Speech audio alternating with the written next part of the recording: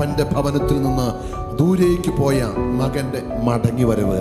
ആമേൻ. വിശുദ്ധ വേദപുസ്തകം പഠിക്കുമ്പോൾ ആമേൻ ദൈവത്തോട് കൂടെയായിരുന്ന ആദമും ഹവ്വയും, ദൈവത്തിന്റെ സാന്നിധ്യം ഏദനിൽ വരുമ്പോൾ ആ കർത്താവിൻ്റെ കാലൊച്ച കേൾക്കുമ്പോൾ ഓടി അടുത്തു വരുന്ന ആദമും ഹവ്വയും, ആ ദൈവ സാന്നിധ്യത്തിനകത്തു നിന്നും വരുന്ന അവർ ദൈവത്തിൽ നിന്ന് അകന്നു മാറിപ്പോയി.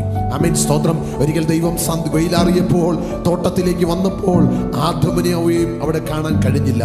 ദൈവം വിളിച്ചു ചോദിച്ചു, ആദമേ നീ എവിടെയാണ്?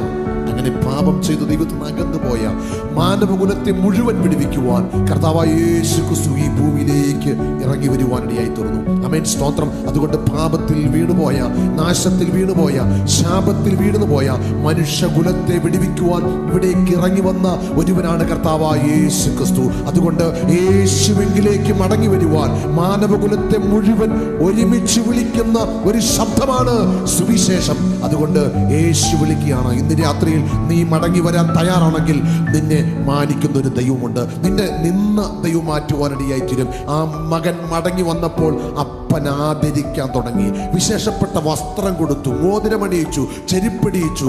ആമേൻ. വീട്ടിൽ നല്ല ആഹാരമൊരുക്കി. അതുകൊണ്ട് ഇന്ന് രാത്രി ദൈവത്തിൽ നിന്ന് അകന്നു പോയ നീ മടങ്ങി വന്നാൽ നിനക്കൊരു വലിയ മാന്യത ദൈവം വെച്ചിട്ടുണ്ട്. നിന്നെ ആദരിക്കുന്നുണ്ട്. നിനക്കൊരു വസ്ത്രം വെച്ചിട്ടുണ്ട്.